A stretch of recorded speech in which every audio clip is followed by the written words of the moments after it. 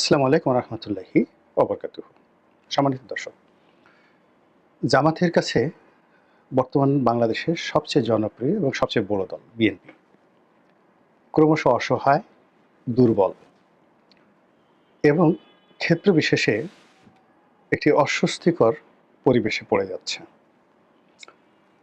এখানে জামাতের পলিসি, অধিকাংশ জামাতের যে তৎপরতা, তারপর জামাতের যে নেতাকর্মী যারা রয়েছেন, বিশেষ করে শীর্ষ যারা নেতৃবৃন্দ রয়েছেন, তাদের বাংলাদেশে অবস্থান করা এবং তাদের যে কানেক্টিভিটি, এই সব কিছু মিলিয়ে তাদের কাউন্টার বিএনপির যে অ্যাক্টিভিটি, বিএনপির যে কর্মকাণ্ড, তার সঙ্গে ক্ষমতার বলয়ের যে দূরত্ব, সব মিলিয়ে প্রায় গত 10 মাসে আপনি যদি ধরেন, বিএনপির জন্য রাজপথ, বিএনপির জন্য যমুনার অভ্যন্তর, মানে প্রধান উপদেষ্টার কার্যালয়ের অভ্যন্তর, প্রধান উপদেষ্টার হৃদয় এবং মন মানসিকতা থেকে শুরু করে আরো অনেক কিছু, সব কিছু ক্রমশ দূর থেকে দূরে চলে যাচ্ছে।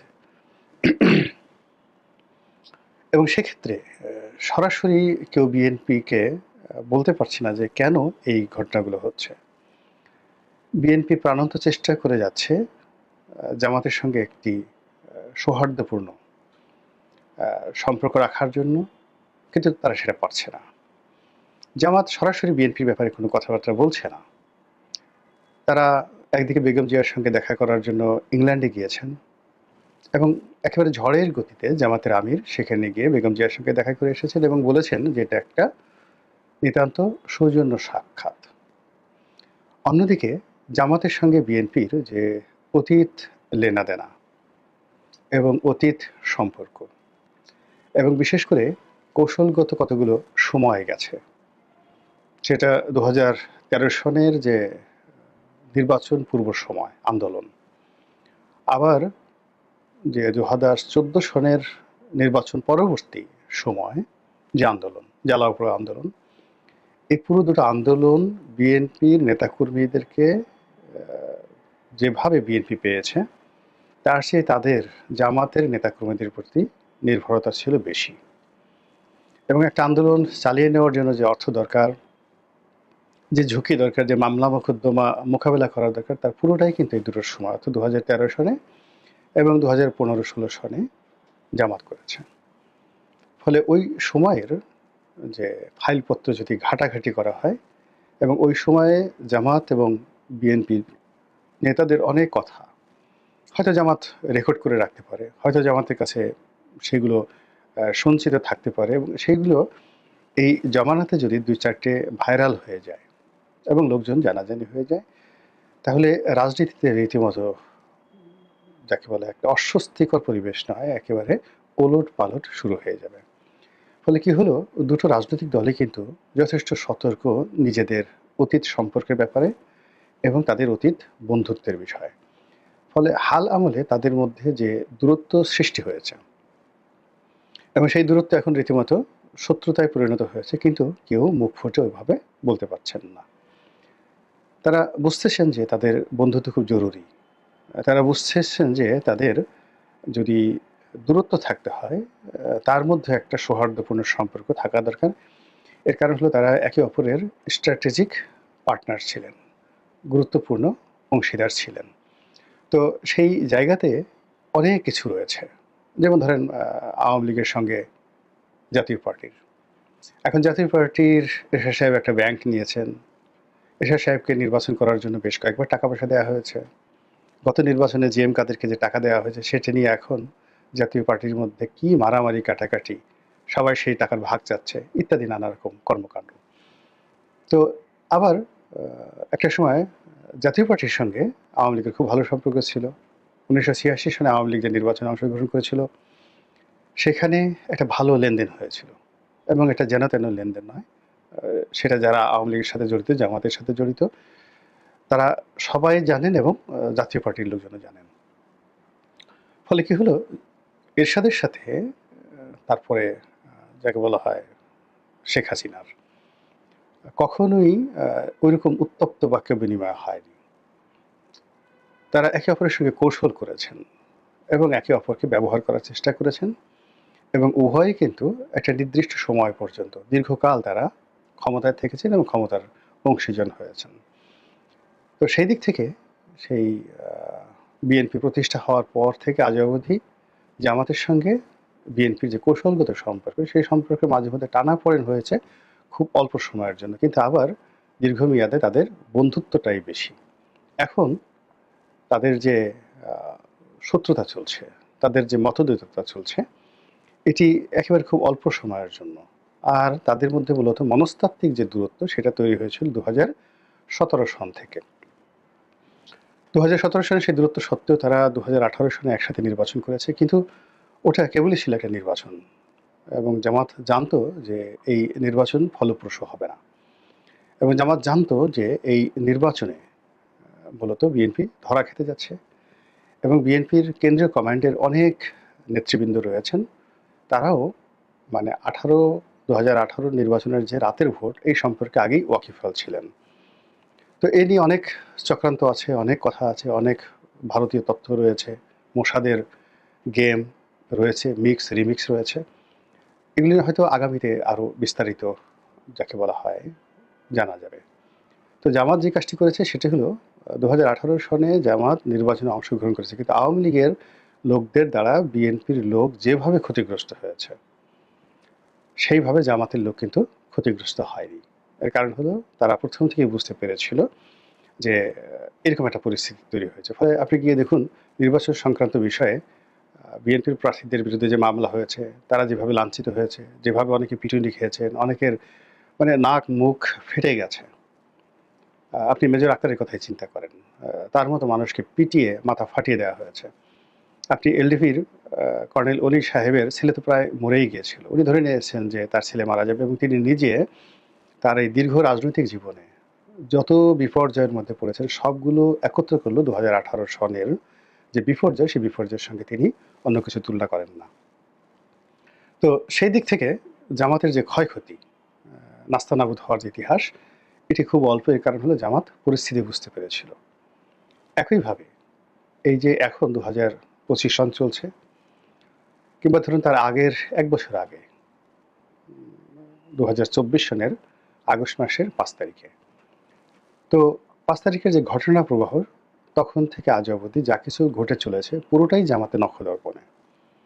৫ তারিখে যে এরকম একটা ঘটনা ঘটবে, এটা ৩ তারিখে জামাত যেভাবে বুঝতে পেরেছিল, বিএনপির একটি লোকও বুঝতে পারেনি। আবার ৫ তারিখে তাদের যে কি করণীয়, এটা নিয়ে জামাত যে সিদ্ধান্ত নিতে পেরেছিল, বিএনপি সে সিদ্ধান্ত নিতে পারেনি। ডক্টর মোহাম্মদ ইউনূসের সঙ্গে জামাতের সম্পর্ক কেমন হবে? জামাত সিদ্ধান্ত নিয়েছিল একেবারে ঝটাপট, ফটাফট। কিন্তু বিএনপি সময় নিয়েছিল। এরপর এখন পর্যন্ত জামাত তার ৩ থেকে ৪টি গোল মানে plan A, plan B, plan C ৩টি প্ল্যান নিয়ে তারা এগোচ্ছে। অথচ এখন পর্যন্ত বিএনপি নির্বাচনের বাইরে তাদের কোনো প্ল্যান বি এখন পর্যন্ত আমি শুনিওনি, দেখিওনি। ফলে কি হচ্ছে, কতগুলো বিষয়াদি নিয়ে প্রথমত ঈর্ষা, জামাত এবং বিএনপির মধ্যে যে ঈর্ষা। জামাত বিএনপিকে মনে করে যে তারা যে ইসলামাইজেশন করতে চায় বা তাদের দল যে মুসলিম জাতীয়তাবাদী নাম ধারণ করে, এটার মূল যে স্পিরিটটা এটা জামাতের মাধ্যমে আসে। এর কারণ হলো বিএনপির লোকজনের যে অন অ্যাভারেজে নামাজ পড়া, ধর্মকর্ম করা, এগুলো আওয়ামী লীগের লোকের চেয়ে বেশি, এরকম কোনো প্রমাণ নেই। তো বিএনপির যে বিসমিল্লাহির রহমানুর রাহিম ধর্মভিত্তিক রাজনীতি, এর মূল যে স্পিরিট এটা জামাত দেয়। তো বিএনপির কৃতজ্ঞ থাকা উচিত। দ্বিতীয়ত, যখন জিয়াউর রহমান সাহেব আসলেন সেই ৮ই নভেম্বর মাসে ৮ তারিখে ১৯৭৫, তখন কোনো সংঘবদ্ধ রাজনৈতিক দল তাকে সমর্থন দেয়নি। এর কারণ হলো যে ২০২৪ সনের আগস্ট মাসের ৫ তারিখে যেভাবে বাংলাদেশের অবস্থা ছিল, ঠিক একই অবস্থা তখন ছিল যে তখন সারা বাংলাদেশে বাকশালের বাইরে আর কোনো রাজনৈতিক দল ছিল না। একমাত্র মুসলিম লীগ এবং জামাত। জামাত নিষিদ্ধ, মুসলিম লীগ নিষিদ্ধ ছিল কিনা আমি বলতে পারবো না। তো যাই হোক, এনিওয়ে, এই দুটো দলের মধ্যে জামাত একেবারে সবার আগে যেভাবে জিয়াউর রহমানের পাশে এসে দাঁড়িয়ে ছিল, পরবর্তীতে জিয়াউর রহমান সাহেব জামাতকে আসলে অনেকটা সাইড লাইনে নিয়ে যায়। এর কারণ হলো তাদের যে কর্মকাণ্ড এবং তাদের যে চিন্তা চেতনা, পাকিস্তানপন্থী চিন্তা চেতনা, ওটা জিয়াউর রহমান সাহেব ওই মুহূর্তে পছন্দ করেননি। তো ওটা ভিন্ন প্রসঙ্গ, এটা নিয়ে জামাতের মনে অনেক ক্ষোভ রয়েছে, ক্রোধ রয়েছে। তো একইভাবে বিএনপি যেটা মনে করে জামাতের ঠিক কাউন্টার, যে জামাতের যে অস্তিত্ব, এটা তো বাংলাদেশে তারাই প্রতিষ্ঠা করেছে। জামাতকে ফুলে ফলে শোভিত করার জন্য যা কিছু করার দরকার সবই তারা করেছে। তো কাজে জামাতে কোনো নড়াচড়া বা কোনো কথাবার্তা বা ঘাড় উঁচু করা, এটা বিএনপিকে অতিক্রম করবে, এটা বিএনপি কোনো অবস্থাতে মেনে নিতে পারে না। কিন্তু এই বর্তমান জামানাতে জামাত অলারে ছাড়েন, তাদের পূর্ণ শক্তি নিয়ে তারা মাথা চাড়া দিয়ে উঠেছে।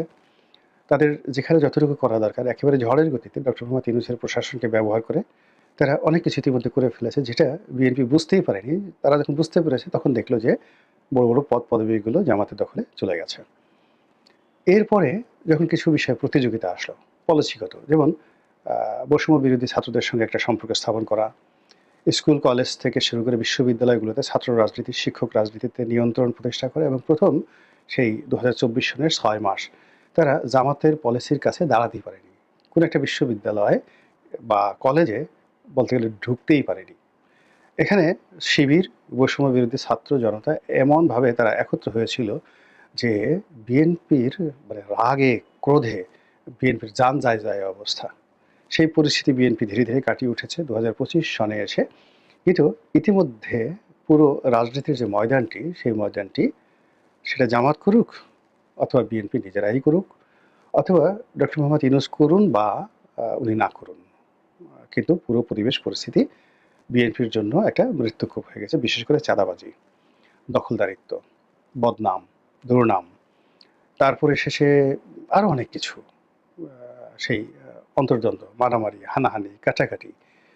তো সারা দেশে মানুষের যে ক্রোধ এবং রাগ আওয়ামী লীগকে কেন্দ্র করে ছিল, যে আওয়ামী লীগ, ছাত্রলীগ, যুবলীগ যে মন্দ কাজগুলো করে, সেই মন্দ কাজগুলো পরিবর্তিত পরিস্থিতিতে ১ নম্বরে এসে গেছে বিএনপি। ২ নম্বরে এনসিপির কিছু সেই ছাত্র, কিছু জনতা সারা বাংলাদেশ। তো সেটা আওয়ামী লীগের বিএনপির তুলনায় একেবারেই নগণ্য। আর জামাত, তারাও যে বদনামের শিকার হয়নি তা নয়, সেটা একেবারেই নগণ্য। তো সব মিলিয়ে এই যে একটা ফাঁদের মধ্যে পড়ে গেছে, এই ফাঁদের জন্য অনেকে মনে করছেন যে, বিএনপির অনেকে মনে করছেন যে জামাত এখানে তাদের সঙ্গে পলিটিক্স করেছে এবং পলিটিক্স করে প্রশাসনকে নিষ্ক্রিয় রেখেছে, ডক্টর মোহাম্মদ ইউনূসকে নিষ্ক্রিয় রেখেছে। কোনো কোনো জায়গাতে ধীর অবস্থান নিয়েছে, কোনো কোনো জায়গাতে দ্রুত অবস্থান নিয়েছে, এবং যে কয়টি এ যাবৎকালে বলতে গেলে সিভিল কু হয়ে গেছে প্রশাসনে, প্রায় সব ক্ষেত্রে জামাত বিজয়ী হয়েছে। তো সব মিলিয়ে বিএনপির জন্য এখন যে অবস্থা, পরিবেশ বা পরিস্থিতি তৈরি হয়েছে, এটি অস্বস্তিকর, ভোটের জন্য ভয়াবহ, এবং বিএনপি এখন বলতে গেলে বন্ধুহীন অবস্থায় আছে।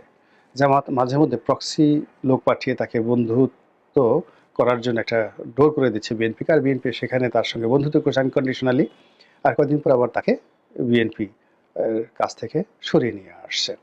এই যে ইরান যেভাবে প্রক্সি ওয়ার করে, ইসরায়েলের বিরুদ্ধে সবসময় ব্যস্ত রাখে, তো তদ্রূপ রাজনীতিতে জামাত অনেকগুলো প্রক্সি সে যুদ্ধ করছে, প্রক্সি বন্ধুত্ব করছে, এবং প্রক্সি পরিবেশ পরিস্থিতি তৈরি করছে, এবং সেখানে গিয়ে যখন বিএনপি লোক হুড়মুড় করে পড়ছে, তারা একটার পর একটা বিপদ এবং বিপত্তিতে পড়ে। যেমন দেখা গেল মানে এই দেশের বড় বড় শিল্প গ্রুপ, এগুলো এখন এই মুহূর্তে আসলে বললে বিএনপি বা জামাত উভয়ের জন্যই খুব বিব্রতকর অবস্থা হয়ে যাবে।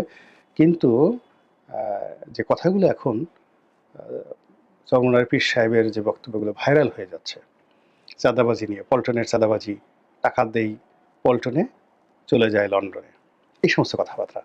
তো এই জিনিসগুলোর যে শুরুটা, সেই শুরুটা যে কিভাবে হলো সেটা খুঁজতে গিয়ে বিএনপির বেশিরভাগ নেতাকর্মী মনে করে যে এটা একটা জামাতি চাল বা জামাতি পলিসি। জটিল এই রাজনীতি শেষ পর্যন্ত কোথায় যায়, কি হয় এবং কার জন্য কি পরিণতি ডেকে নিয়ে আসে, সেটাই এখন দেখার বিষয়।